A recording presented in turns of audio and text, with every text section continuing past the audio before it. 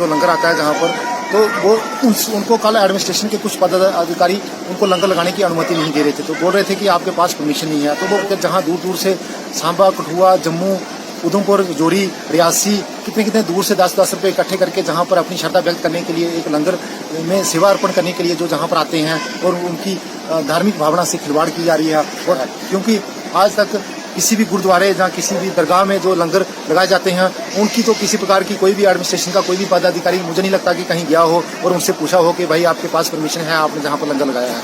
लेकिन क्यों अब जो सेवा करने की भी परमिशन बनानी पड़ रही है, जो नौबत आ गई है हमारे हिंदू भाई बहनों को। करप्शन की बात जो चल रही थी, क्या मतलब? तो करप्शन का जो जहाँ पर करप्शन का मैं कहूँगा कि जो जहाँ पर सेवा करने आ रहे हैं, इनसे 10-10 हज़ार रुपये, 20-20 हज़ार रुपये इनसे वो लिया जा रहा है। जहाँ पर जी आप हम आपको अनुमति देंगे तब आप जहाँ पर फीस भरें 10,000 या 20,000। जो जहाँ पे लंगर लगाने के लिए आए हैं, उनका बहुत सारा रोजगार लोगों को, जहाँ पे जो गरीब जनता है उनको रोजगार देकर जाते हैं, क्योंकि जो खाना बनाता है वो भी एक रोजगार, उसकी फैमिली का भी चूल्हा जलता है। जो जहाँ पर उनका सामान ढोकर जो राशन वगैरह उठाकर वो लाते हैं जहाँ पर ट्रकों में, और जहाँ से जो लोग उठाकर उनको जहाँ पर लंगर लगाते हैं वहाँ तक ले जाने में काफ़ी सारे लोगों को जो रोजगार मिलता है, वो अपना चूल्हा जलाते हैं। और उनसे जो लंगर लगाने के लिए जो सेवा करने के लिए आते हैं, वो उनकी तरफ से काफ़ी ज़्यादा लोगों को जो रोजगार मुहैया करवाया जाता है। तो तहसीलदार साहब बोलते हैं जी हमें ऊपर से आर्डर आया है, 20,000 एरिया की पॉपुलेशन है, और मैं जहाँ तक सरपंच हूँ, तो हिंदुत्व के प्रति आपका जो व्यवहार है वो काफ़ी ज़्यादा बढ़ रहा है, और इसको बर्दाश्त नहीं किया जाएगा। हिंदू मंदिरों पर जो जिस प्रकार से कब्जा जमाया हुआ है, और हिंदू धर्म की आस्था के प्रति जो ठेसें और नुकसान पहुंचाया गया है, हम जहां के सरपंच हैं, हमारे साथ पब्लिक है, और कहीं ये ना हो जाए कि हम कहीं विरोध में उतर जाएं, और जो इस प्रकार का जो तानाशाह जो राज है। सरपंच साहब कह रहे हैं कि हम प्रोटेस्ट करेंगे अगर हमारी भावनाओं के साथ खिलवाड़ किया जाए। कॉन्स्टिट्यूशन में राइट दिया गया है, right to freedom of religion. हम अपना धार्मिक स्थल में, हम त्योहारों में हम अपना जो कार्यक्रम कर सकते हैं। को जो करोड़ों रुपए का चढ़ावा आता है, कहाँ जाता है? आपको कुछ बताया जाता है कि इतने करोड़ों रुपए का आ रहा है, हमने जहाँ जहाँ इस्तेमाल किए, कुछ मेडिकल फैसिलिटी, कोई स्कूल, कोई कुछ क्या दिया इन्होंने? स्कूल जहाँ पर तो प्रिंसिपल ही नहीं है, और जहाँ पर लेक्चरर कोई नहीं है। हमने कितनी बार मांग की है, जहाँ पर किसी प्रकार का कोई भी स्टाफ नहीं है।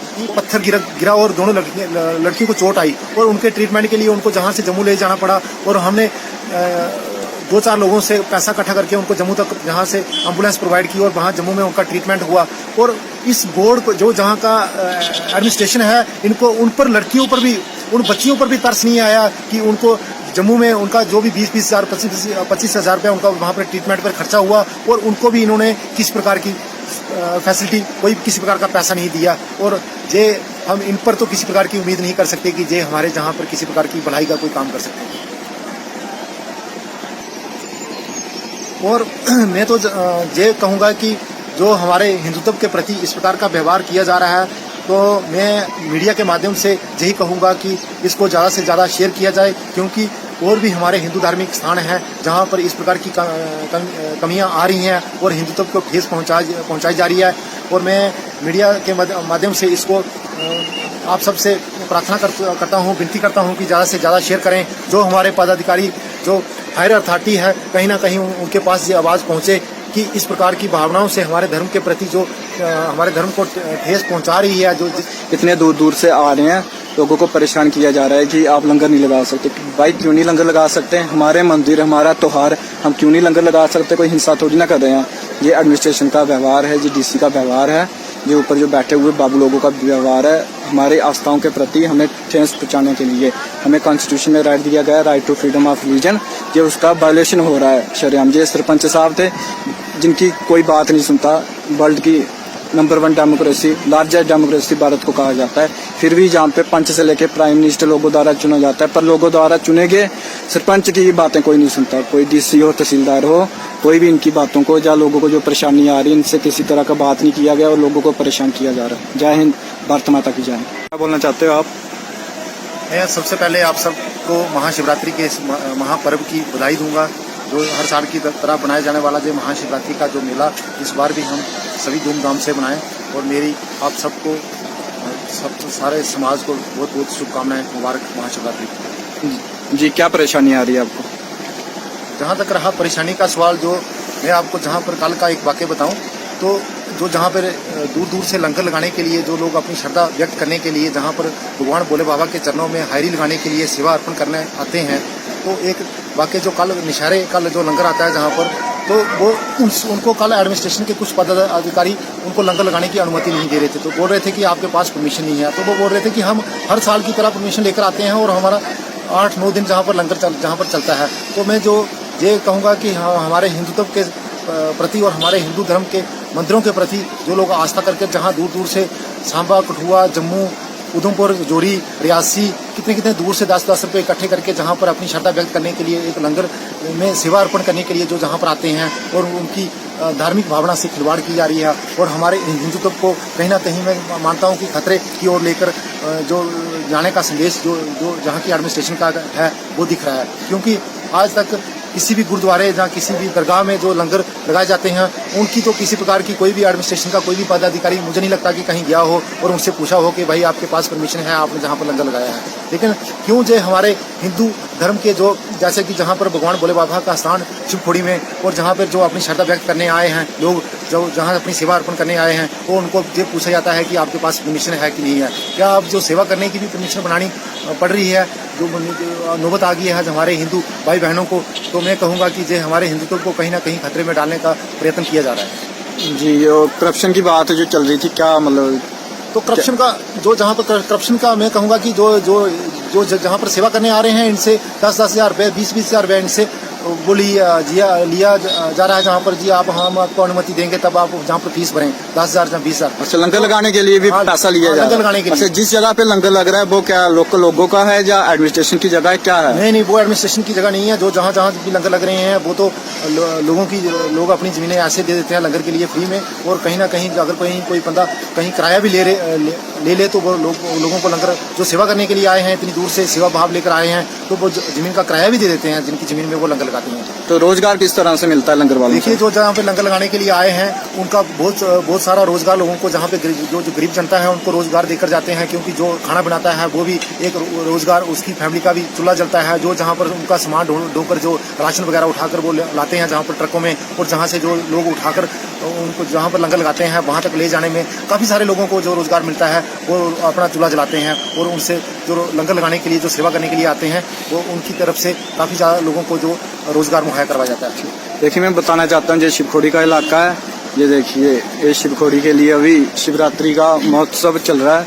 और जहाँ से 4 किलोमीटर आगे शिवखोड़ी का ट्रैक है जहाँ पे लंगर लगते हैं, और जहाँ से 2 किलोमीटर पीछे से लंगर शुरू होते हैं। तो ये जहाँ कहते हैं सरपंच साहब, तंसू शिवखोड़ी के सरपंच साहब जी, आपका एडमिनिस्ट्रेशन से कोई बात हुई, उनका क्या रवैया है? आपसे पूछा गया कि लंगर के बारे में क्या व्यवस्था की जाए, क्या कुछ, या आप अपनी मर्जी से मनमानी कर रहे हैं? तो आप जान के सरपंच हो, आपको लोगों ने वोट दिया, तो आपकी भी जिम्मेदारी बनती है जहाँ के प्रति लोगों की भावनाओं के बारे में क्या उनका रवैया है? डीसी उन्हीं का ऑर्डर है, तहसीलदार साहब, तो उनका डीसी का क्या रवैया रहा आपके साथ? कल का जो वाक्य आया सामने, तो मेरी उनसे बात हुई। मैंने जो जहाँ के मेला अफसर हैं तहसीलदार साहब, मैंने उनसे पूछा कि आप ये इनको लंगर लगाने की अनुमति क्यों नहीं दे रहे हैं, जो इतनी दूर से सेवा भाव के लिए जहाँ पर लाखों लोगों के लिए खाना बनाते हैं, जहाँ पर लाखों लोगों के हिसाब से यात्रा चलती है, जहाँ पर महाशिवरात्रि के इस पर्व पर, तो आप लोगों को क्यों रोक रहे हैं, जहाँ पर सेवा करने के लिए क्यों रोक रहे हैं? आपकी तरफ से जो जहाँ पर शिवखोड़ी का जो जहाँ पर आपकी एडमिनिस्ट्रेशन के अंडर जितना भी चढ़ावा चलता है शिवखोड़ी में, मुझे नहीं लगता कि कहीं आपने कहीं एक टप का प्रसाद बनाकर भी कहीं सेवा भाव से लोगों को कहीं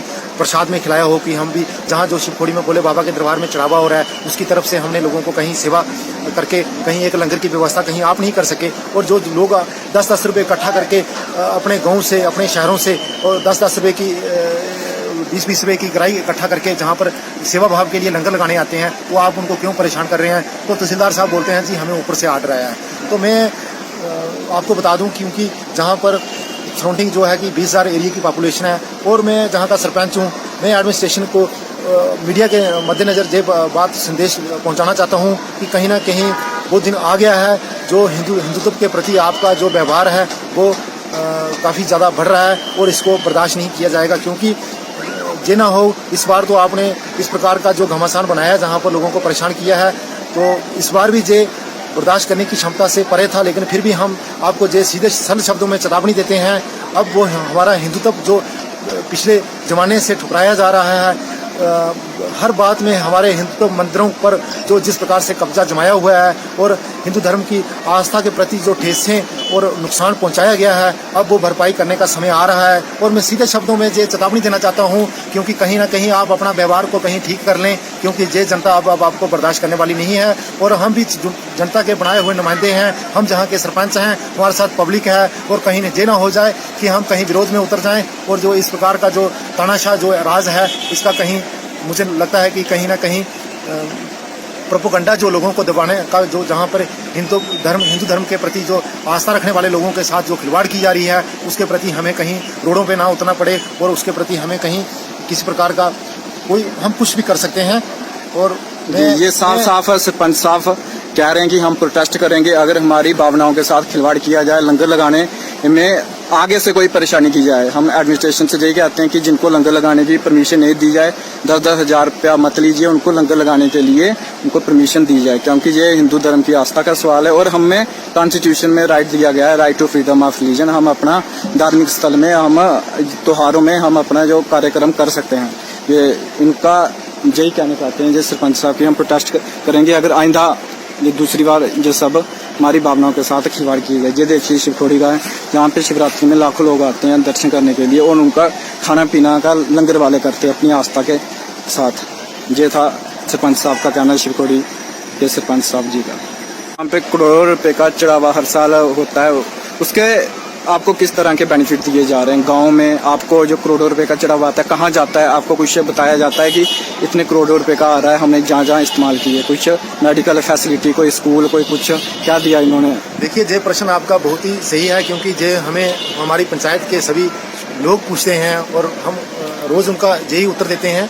क्योंकि जो जितना भी जहाँ पर चढ़ावा आ रहा है, मैं आपको सच में बता दूँ तो जहाँ पर जो हॉस्पिटल हैं उनकी इतनी दयनीय परिस्थिति है कि क्योंकि जहाँ अगर को कहीं जो जहाँ पर 1-2 स्टाफ जहाँ पर हॉस्पिटल में है भी है ना, तो वो जो अगर कहीं पेशेंट को सामने से आते हुए देख लें तो वो पहले ही हाथ से कर लेते हैं कि भाई जम्मू की तरफ आप रवाना हो जाइए, जहाँ पर तो शुगर का टेस्ट करने के लिए भी मशीनरी की व्यवस्था है जहाँ पर नहीं है।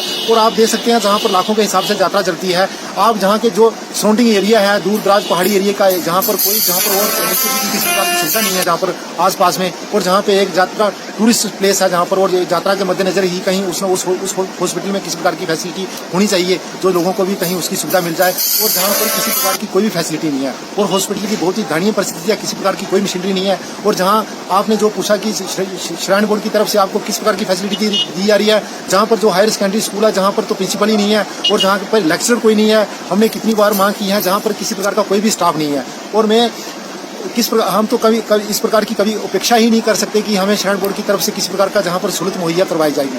और साथ में आपको मैं ये बात बता दूं कि पिछले साल जहाँ पर कुछ कैजुअलिटी हुई थी, जहाँ पर दरबार भवन में जहाँ दर्शन करने के लिए लाइन में कुछ लड़कियाँ खड़ी हुई थी और जहाँ नियरेस्ट डिस्ट्रिक्ट जोरी के रहने वाली थी वो, और उनके ऊपर से कहीं पत्थर गिरा और दोनों लड़कियों को चोट आई और उनके ट्रीटमेंट के लिए उनको जहाँ से जम्मू ले जाना पड़ा। और हमने 2-4 लोगों से पैसा इकट्ठा करके उनको जम्मू तक जहाँ से एम्बुलेंस प्रोवाइड की और वहाँ जम्मू में उनका ट्रीटमेंट हुआ।